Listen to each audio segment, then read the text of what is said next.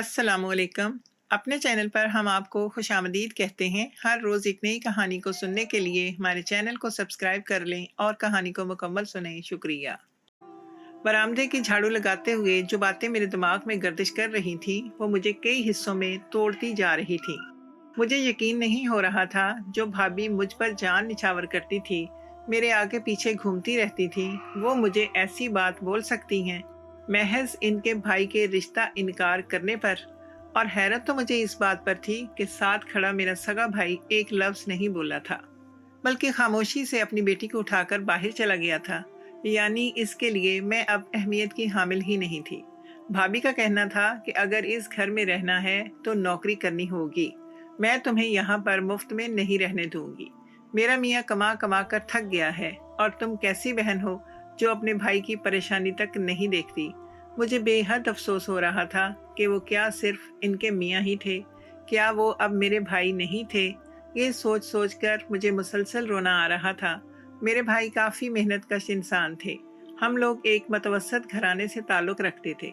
शादी से पहले साल मेरी भाभी मुझे अपनी छोटी बहन बोल बोल कर नहीं थकती थी, लेकिन मैं नहीं जानती थी कि इन सब चीज़ों के पीछे एक बहुत बड़ा मफाद छुपा हुआ है।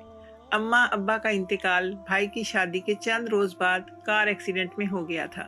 मैं और भाई दोनों मुकम्मल तौर पर बर्बाद हो गए थे। हमारे सर से घनी छाँव छिन गई थी। हम कड़ी धूप में आ गए थे। हमारा आशियाना उजड़ गया था। वो एक वाहिद वक्त था जब भाभी ने मुझे और मेरे भाई को बहुत मुश्किल से संभाल कर जोड़ दिया था। अगर वो औरत हम दोनों को नहीं संभालती तो वाकई हम दोनों एक दूसरे को मार लेते या खुद को उदास कर करके ख़त्म कर लेते। क्योंकि माँ बाप को खोने का सदमा कैसा होता है, इस बात को सिर्फ वही समझ सकते हैं जिन्होंने इस अजीम नेमत को खोया हो। भाभी ने हमारा जितना किया था, इसके बाद हम दोनों ही भाभी के एहसानमंद थे। लेकिन मैं नहीं जानती थी ये सब सिर्फ और सिर्फ हमदर्दी हासिल करने के लिए किया जा रहा था। वक्त का काम है गुजर जाना। अम्मा अब्बा की वफात को आज 3 साल हो गए हैं। मैं कुछ रोज़ से महसूस कर रही थी कि भाभी मुझसे कुछ कहना चाहती हैं, वो भी अपने भाई के मुतालिक, और इसी वजह से मैं इस चीज़ को मुसलसल नज़रअंदाज कर रही थी। इनका भाई मेरे लिए नाकाबिले बर्दाश्त इंसान था। हर वक्त इसके मुंह से पान की बदबू आती रहती थी और दांत इतने लाल थे कि बाज़ औक़ात मुझे इसको देखकर उल्टी आती थी। इसके बात करने का अंदाज इतना वाहियात था कि मैं इसके पास एक पल खड़ी नहीं हो पाती थी, और देखता तो वो ऐसे था जैसे इसकी आंखें नहीं एक्सरा मशीन हों। इसका किरदार बिल्कुल भी अच्छा नहीं था। इसकी नज़रों से मुझे घिन सी आती महसूस होती थी। वो जब मेरे पास होता था वो जब मेरे सामने होता था तो मेरा दिल करता था कि मैं कहीं खुद को 7 पर्दों में छुपा लूं। मोहल्ले के लोग भी अक्सर भाभी के पास आकर इनके भाई की शिकायत करते थे, और अक्सर रास्ते में भी मुझे रोककर भाभी के भाई के बारे में बोला जाता था। मैं ये सब चीज़ें बिल्कुल भी बर्दाश्त नहीं कर पा रही थी। मैंने कई बार भाभी को समझाना चाहा कि अपने भाई को मना करें कि हमारी तरफ ना आया करें, इनकी वजह से हमारा बाहर निकलना अजाब हो गया है। लेकिन वो हमेशा एक मानी खेज सी मुस्कुराहट देकर खामोश हो जाती थी, जबकि मैं आज तक इनके मुस्कुराने की वजह अखज़ नहीं कर पाई थी। मैं हमेशा झंझला जाती थी और खामोश होकर रह जाती थी, लेकिन मैं नहीं जानती थी कि मेरी ये खामोशी एक दिन क्या चांद चढ़ाएगी। अगर मुझे वक्त से पहले मालूम हो जाता कि भाभी के दिल में क्या चल रहा है तो मैं इनसे 2 टोक अल्फाज में बात करती, मरवत में खामोश ना रहती। और तकरीबन अम्मा अब्बा के इंतकाल के 3 साल बाद उन्होंने भाई के सामने मेरे और अपने भाई के रिश्ते की बात कर दी थी, जबकि मेरे भाई ये सुनते ही हत्थे से उखड़ गए थे और उन्होंने साफ इनकार कर दिया था कि वो किसी सूरत भी ऐसे बदकिरदार शख्स से मेरी शादी नहीं करेंगे। लेकिन भाभी ने घर में वावेला मचा दिया था, खुद को मारने की कोशिश की थी, और यहाँ तक कि वो 2 महीने अपने घर भी बैठ कर आई थी। मेरे लिए ये सब कुछ नाकाबिले बर्दाश्त था। मैं अभी तक इन तमाम मामला से नावाकिफ थी, क्योंकि भाई ने भाभी को साफ कह दिया था कि मुझ तक कोई बात पहुंचनी नहीं चाहिए। अगर मुझ तक कोई भी बात पहुंची तो वो इन्हें तलाक देकर इनसे तमाम रिश्ते ख़त्म कर देंगे। लेकिन जब भाभी ने खुद को मारने की कोशिश की तो भाई ने थक हार कर मेरे सामने अपने साले की बात की थी, और मैं ये बात सुनकर यकदम ही हत्थे से उखड़ गई थी। मैंने किसी चीज़ का लिहाज नहीं किया था, ना ही मैंने इस चीज़ को फौकियत दी थी कि मैं किसके सामने क्या बात कर रही हूँ। मैंने भाई के मुंह पर ही कहा था कि मैं मरती मर जाऊंगी, लेकिन आपके घटिया तरीन साले से कभी शादी नहीं करूंगी। अगर मुझे ऐसी बात करनी थी तो मैं कम अज कम इस चीज़ का लिहाज कर जाती कि सामने खड़ा इंसान कौन है, जिसने मुझे पालने में अपनी सारी ज़िंदगी वक्फ कर दी है।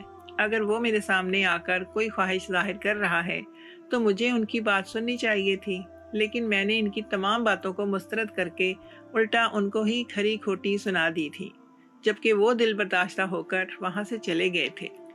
अगली सुबह जब मैं बरामदे में बैठी इनकी बेटी रिफ़त के साथ खेल रही थी, तब भाभी मेरे पास आकर बैठी थी और उन्होंने भी मेरे सामने अपनी ख्वाहिश जाहिर की थी कि वो मेरी शादी अपने भाई से करवाना चाहती हैं, और इनका इरादा अभी से नहीं, अम्मा अब्बा की ज़िंदगी में ही हो गया था।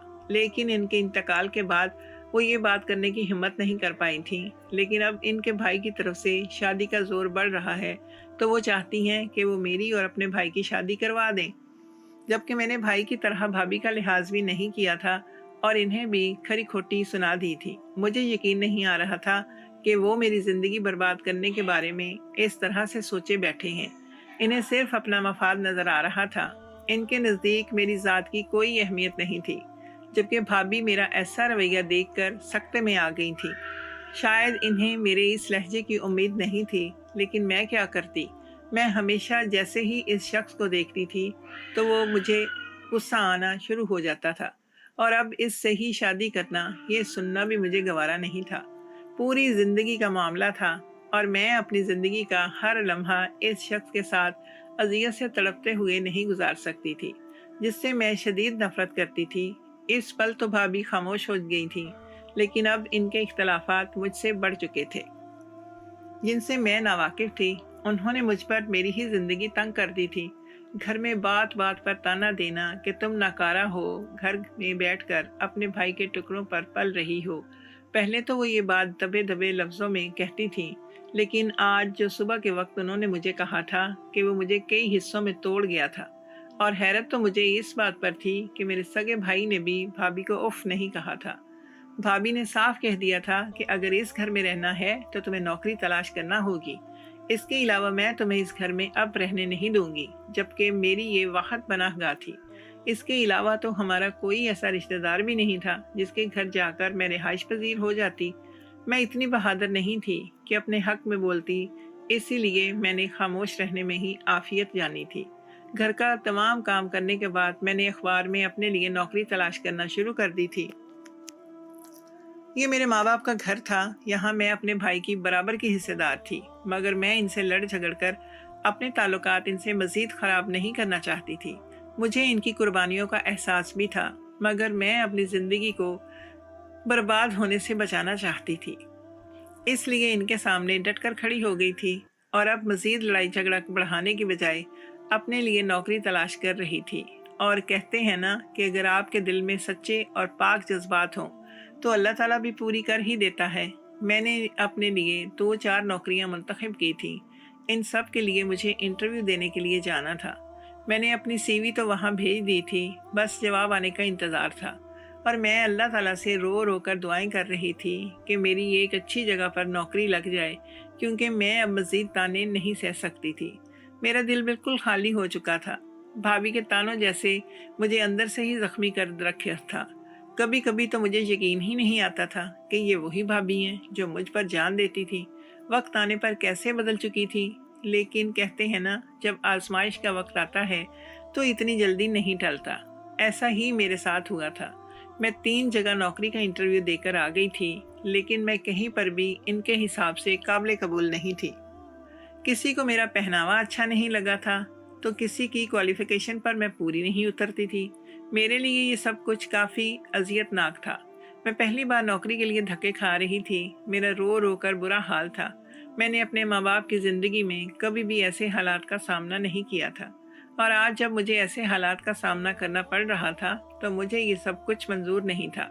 मुझे तो अपने भाई पर हैरत हो रही थी, जो हमेशा मुझे अपनी छाँव में रखता था, और अचानक से मुझे इसने ऐसी तपती धूप में खड़ा कर दिया था जिसको मैं बर्दाश्त नहीं कर पा रही थी। वक्त का काम गुजर ही जाना होता है। आज मुझे नौकरी ढूंढते ढूंढते 1 हफ्ता हो गया था, लेकिन मुझे अभी तक कोई ऐसी काबिल कबूल नौकरी मिली ही नहीं थी जिससे मेरा गुजर बसर हो सकता। आज एक बार फिर मैं एक नई उम्मीद के साथ घर से निकल रही थी। आईने के सामने खड़े होकर मैं यही बातें सोचती जा रही थी कि अगर आज भी मुझे यहाँ से धुतकार मिली तो मेरा क्या बनेगा। लेकिन कहते हैं ना, अल्लाह अपने बंदे को इतनी ही आजमाइश में डालता है जितना वो सह सके। मैं अपनी एक ही उम्मीद के साथ घर से निकलकर इस कंपनी की जानब गामजन हो गई थी। मेरा दिल बुरे तरीके से परेशान हो रहा था कि अगर आज मुझे नौकरी नहीं मिली तो एक बार फिर भाभी के ताने सुनने पड़ेंगे, और मुझ में अब इतनी बर्दाश्त बाकी नहीं थी कि मैं मज़ीद इनके जुल्म सहती। मैं दिल ही दिल में अल्लाह ताला के नाम की तस्बीह पढ़ती जा रही थी। जैसे ही मैं कंपनी में दाखिल हुई तो मेरा दिल डूब के उभरा था, क्योंकि मेरे सामने कई और लोग भी बैठे हुए थे जो मुझसे काफ़ी काबिल लग रहे थे। मैंने अपने माथे पर आया हुआ पसीना साफ किया और घबराती हुई सोफे की एक साइड पर बैठ गई। थोड़ी देर बाद ही जब मुझे बुलाया गया तो मेरे हाथ बाकायदा कांप रहे थे। मैं खुद को संभाल नहीं पा रही थी। मुझे समझ नहीं आ रहा था कि आज मेरे साथ ऐसा क्यों हो रहा है। ना ऐसा पहले मेरे साथ इंटरव्यू वाले दिन हुआ था, ना दूसरे ना तीसरे, लेकिन आज जब मैं यहाँ आई तो मेरी हालत काफ़ी गैर हो गई थी। शायद मुझ पर दबाव ज़्यादा था, इसीलिए मैं तमाम चीज़ों को संभाल नहीं पा रही थी। मैंने धड़कते दिल के साथ इस ऑफिस के कमरे में दाखिल हुई जहाँ पर इंटरव्यू लिया जा रहा था, लेकिन सामने कुर्सी पर बैठे हुए शख्स को देखकर यकदम ही मुझे अपना दिल में सुकून सा महसूस हुआ। ये सब कुछ कुदरती तौर पर हो रहा था। इस आदमी की उम्र मैंने 50 से 55 साल सुनी थी, लेकिन इसको देखकर ऐसे महसूस होता था जैसे वो आदमी 35 या 40 बरस का हो। उसने खुद को इस तरह से बनाया हुआ था कि कोई भी देखकर इसको इतना उम्र दराज नहीं कह सकता था। मैंने खुद को काबू किया और सामने कुर्सी पर जाकर बैठ गई। वो मेरी सीवी देख रहे थे। उन्होंने मुझे एक नज़र देखा और कहने लगे, आप हमारी डिमांड पर पूरी नहीं उतरती, हम माजरत चाहते हैं। जबकि मैं इस आदमी के सहज़दा शख्सियत में ऐसी खोई कि मुझे महसूस ही ना हुआ कि वो क्या बोल रहे हैं। वो मज़ीद कुछ कहते इससे पहले ही मेरे मुंह से बेइख्तियार फिसला था, सर, आपकी शख्सियत बेमिसाल है। आप कहीं से भी उम्र दराज मालूम नहीं हो रहे। आखिर ऐसे क्या वजह है कि आप इतने ज़्यादा हसीन लग रहे हैं। जबकि मेरी ये बात सुनकर वो महज मुस्कुराए थे। उनकी मुस्कुराहट भी इतनी खूबसूरत थी कि मैं बस इनको देखती ही रह गई थी। उन्होंने मेरी आंखों के सामने चुटकी बजाई और कहने लगे, मिस, आप यहाँ पर इंटरव्यू देने के लिए आई हैं, ना कि मेरी शख्सियत पर कसीदे पढ़ने। मैंने आपको बता दिया है कि आप हमारी डिमांड पर पूरी नहीं उतरती। उनकी बात सुनकर मैं फ़ौरन होश में आई थी और अपनी जगह पर खड़ी होते हुए इनसे मिन्नत करने लगी कि सर, मैं आपके पास बहुत उम्मीद से आई हूँ, मुझे इस तरह से ना लौटाएं। मैं आपकी हमेशा शुक्रगुजार रहूँगी। अगर मैं आपकी डिमांड पर पूरी नहीं उतर रही तो मुझे कोई भी नौकरी दे दें या किसी मुलाजिम की नौकरी दे दें, मैं वो करने के लिए भी यहाँ पर तैयार हूँ। मैं इतना थक गई थी कि मैं आज किसी अजनबी शख्स के सामने खड़ी होकर हाथ जोड़कर मिन्नत कर रही थी, लेकिन इस शख्स ने मुझे साफ इनकार करके मेरे सामने मेरी सीवी रख दी थी कि हम माफ़ी चाहते हैं, आपके लिए हमारे पास कोई नौकरी नहीं है। जबकि मेरी आंखों से बेख्तियार आंसू टपकना शुरू हो गए थे। मेरी ये उम्मीद भी टूट गई थी और आज शायद मेरे सब्र का पैमाना भी लबरेज हो गया था। मैं एक बार फिर खामोशी से अपनी सीवी उठाकर इस कंपनी से बाहर आ गई थी। मुझे बहुत रोना आ रहा था। ऐसा लग रहा था कि मेरा सब कुछ बर्बाद हो गया है। मैं नहीं जानती थी कि भाभी का रद्द-ए-अमल आज क्या होगा, क्योंकि तीसरे इंटरव्यू वाले दिन उन्होंने मुझे साफ कह दिया था कि अगर अगला इंटरव्यू तुम्हारा कामयाब ना ठहरा तो हम तुम्हारे लिए एक फ़ैसला करने का इख्तियार रखते हैं। जबकि मैं नहीं जानती थी कि आज मेरे साथ क्या होने वाला है। मैं जैसे ही घर में दाखिल हुई तो सामने का मंजर देख मेरे रोंगटे खड़े हो गए थे। भाई और भाभी अपने साले के साथ बैठे बातों में मसरूफ़ थे। जैसे ही मैं घर में दाखिल हुई तो तीनों मेरी जानिब मुतवज्जो हो गए और हर रोज़ का पूछा हुआ सवाल जब भाभी ने पूछा और मेरी तरफ से वही जवाब मिला तो उनके चेहरे पर एक बहुत बड़ी मुस्कुराहट आई थी और उन्होंने मेरी जानिब देखते हुए जो शोशा छोड़ा था वो मेरे कदमों तले से ज़मीन निकाल गया था। हमने तुम्हें मौका दे दिया था कि तुम अपने लिए एक बेहतर नौकरी तलाश कर लो, लेकिन इतना वक्त गुजर गया है, और तुम अपने लिए कोई नौकरी तलाश नहीं कर पाई। हम तुम्हें मजीद अपने घर में रख कर मुफ्त की रोटियां नहीं तुड़वा सकते। अगर तुमने आज मेरे भाई के रिश्ते के लिए हाँ नहीं की तो कल हम तुम्हें तुम्हारे सामान समेत इस घर से निकाल देंगे। फिर कहीं भी जाकर तुम रहो, हमारा इस चीज़ से कोई सरोकार नहीं होगा। मुझे हैरानगी हो रही थी कि सामने खड़ी ये वही औरत है जो मुझसे बेइंतहा प्यार करती थी, लेकिन इस वक्त वो किसी फिरौन की मानद लग रही थी।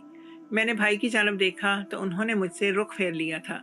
मैं चीख कर इन लोगों को ये बताना चाहती थी कि ये घर जितना इन सब का है इतना ही मेरा भी है, क्योंकि ये घर मेरे अब्बा अम्मा के नाम था। और मैं इतना तो जानती थी कि माँ बाप की जायदाद में दोनों बेटा बेटी के बराबर का हिस्सा होता है।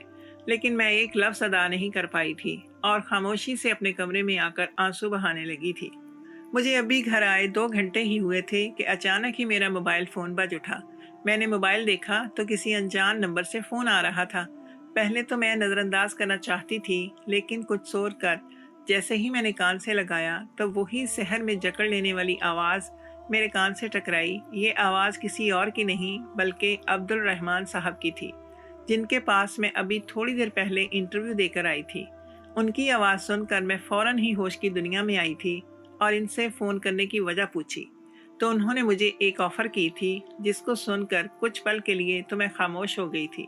लेकिन मुझे अपने लिए आज कोई न कोई फ़ैसला कर ही लेना था, क्योंकि अगर मैं कोई फ़ैसला आज नहीं लेती तो भाई और भाभी मेरी ज़िंदगी को मुकम्मल तौर पर तबाह कर देते और मेरी शादी इस बदकिरदार इंसान से करवा देते।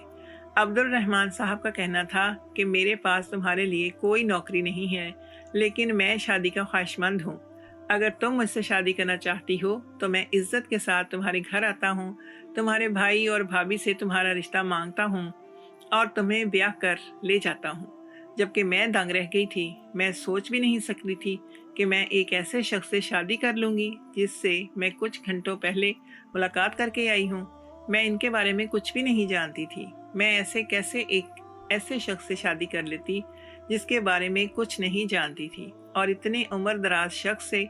लेकिन मैं कुछ सोचकर खामोश हो गई थी। अगर मेरी इनसे शादी हो जाती है तो कोई कबाहत नहीं थी, क्योंकि वो कम अज़ कम भाभी के भाई से तो लाख दर्जे बेहतर थे।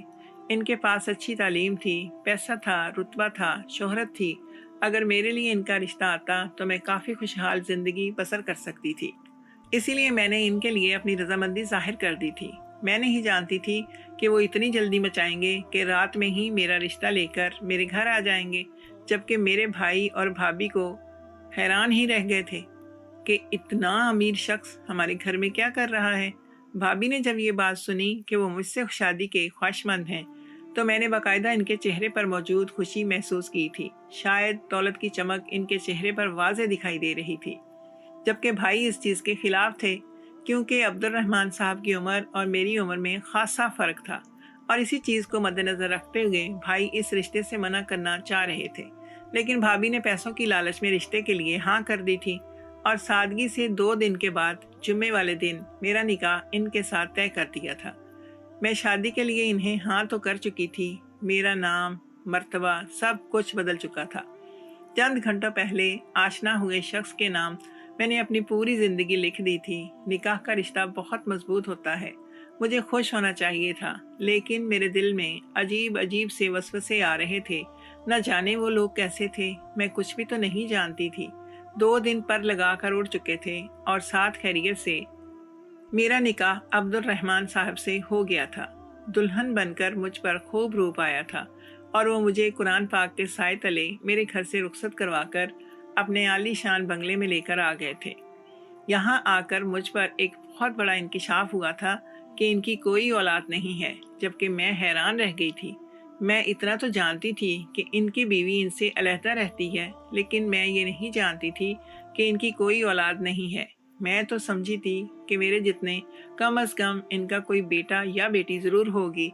लेकिन जब यहाँ आकर मुझे ये बात मालूम हुई तो मैं दिल ही दिल में खुश होकर अल्लाह का शुक्र अदा करने लगी थी कि मैं किसी की सौतेली मां नहीं बनी थी। कुछ भी था, मुझे हमेशा से इस लफ्ज़ से बहुत डर लगता था। वो मुझे अपने हमरा अपने मखसूस कमरे में ले आए थे। उन्होंने इस कमरे को बहुत ही खूबसूरत अंदाज में सजाया हुआ था। ये सब तैयारियां देख मेरे दिल में अजीब अजीब से ख्यालात आ रहे थे कि ना जाने ये मेरे साथ आज की रात क्या करने वाले हैं। वो मुझे एहतराम से अपने साथ लाए थे और मुझे वज़ू करने के लिए बोला था। मैं इनकी हिदायत पर अमल करते हुए वज़ू करके आ गई थी, जबकि वो 2 जायनमाज बिछाकर मेरे इंतज़ार में खड़े हुए थे। मैंने इनके हमरा 2 रकत शुक्राने के नफल अदा किए और इसके बाद इनके साथ अपनी फूलों की सेज पर बैठ गई, जबकि वो मेरी शान में कसीदे पढ़ते जा रहे थे। उनका कहना था कि जब मैंने पहली नज़र तुम्हें अपने ऑफिस में देखा था, इस पल ही मैं तुम्हारा गर्विदा हो गया था। उन्होंने एक और इंकिशाफ मेरी ज़ात पर किया था कि आज से पहले वो 20 शादियां कर चुके हैं, लेकिन उनकी ये शादियां कभी भी कामयाब नहीं ठहरी। शुरुआत के दिनों में औरतें इनके पास रुकती हैं, इनके पैसों पर अय्याशी करती हैं और आखिर में छोड़कर चली जाती हैं। लेकिन मैंने इनसे दिल से वादा किया था कि मैं आपको कभी भी छोड़कर नहीं जाऊंगी। जैसा कि इनकी दूसरी बीवियों ने इन्हें धोखा दिया था, मैं कभी भी नहीं दूंगी। मैंने इनके साथ शादी तहफ़्फ़ुज़ के लिए की थी। इनका नाम एक मुश्किल वक्त में मेरे काम आया था और अब मैं हमेशा के लिए इस नाम से जुड़ कर रहने वाली थी। इनके साथ ही तमाम ज़िंदगी वफादार रहूंगी। उन्होंने शादी की पहली रात ही मेरे साथ अपना ताल्लुक़ बनाना शुरू किया। इस पल में ही मैं समझ गई थी कि ये बहुत ही ताकतवर इंसान है। पल में ही उन्होंने मुझे निढाल कर दिया था, जबकि मैं हैरान थी कि एक 55 साला शख्स के अंदर इतनी ताकत कैसे और कहां से आ गई। मेरी हैरत बजा थी। मैंने अगले रोज इनसे ये सवाल भी किया था, लेकिन उन्होंने मुझे बस इतना ही कहा था कि कुछ बीवियां इनकी इसलिए भी इन्हें छोड़कर चली गईं कि वो इस मामले में काफ़ी सख्त साबित हुए हैं। लेकिन मैंने फिर भी खुद को पुख्ता किया था कि मैं इन्हें कभी छोड़कर कहीं नहीं जाऊंगी। लेकिन मैं नहीं जानती थी कि कुछ रोज़ बाद ही मेरी बस हो जाएगी, और ऐसा ही हुआ था। तकरीबन 15 दिन के बाद मेरी हालत ख़राब हो गई थी और मैं अस्पताल में दाखिल हो गई थी। उन्होंने मेरा बहुत ख्याल रखा था। जब मैंने घर आकर इनसे इस बारे में बात की, एक बार फिर कहा, तो उन्होंने मुझ पर एक ऐसी हकीकत आश्कार की थी जिनको सुनकर मैं दंग रह गई थी कि वो किसी की हकीम साहब की दी हुई एक पुड़िया को मिलाकर पीते हैं, जिसकी वजह से इनमें एक जवान मर्द जितनी ताकत आ जाती है। इनका कहना था कि अगर तुम कहोगी तो वो मैं पुड़िया लेना बंद कर दूंगा। मैंने फ़ौरन ही इस पुड़िया को चेक किया था और लेबॉर्ट्री भेजकर जब इसकी जांच पड़ताल करवाई तो मालूम हुआ कि इसमें काफ़ी गर्म जड़ी बूटियाँ मिलाई गई थी, जिसकी वजह से मर्दाना ताकत कई गुना ज़्यादा हो जाती है। जबकि मैंने फ़ौरन ही इस हकीम से रब्ता किया और इसको अपने शौहर का तमाम मामलात बताए थे, तो उन्होंने फ़ौरन ही इस जड़ी बूटी को वापस लेकर एक कम मिकदार वाली जड़ी बूटी दी थी, जिसको खाकर मर्दाना ताकत बढ़ती ज़रूर है, लेकिन इस हद तक नहीं कि औरत की हालत ख़राब हो जाए। जबकि मेरे शौहर ने मेरी बात को मानते हुए अपनी जड़ी बूटी तब्दील कर ली थी। मेरी ज़िंदगी अब कदरे बेहतर हो गई थी।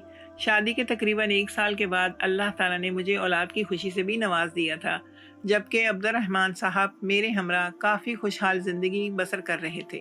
बस हमारी उम्रों का फ़र्क था, वरना हम दोनों को एक दूसरे से इतनी मोहब्बत थी कि हम एक दूसरे के बगैर एक पल भी नहीं गुजारते।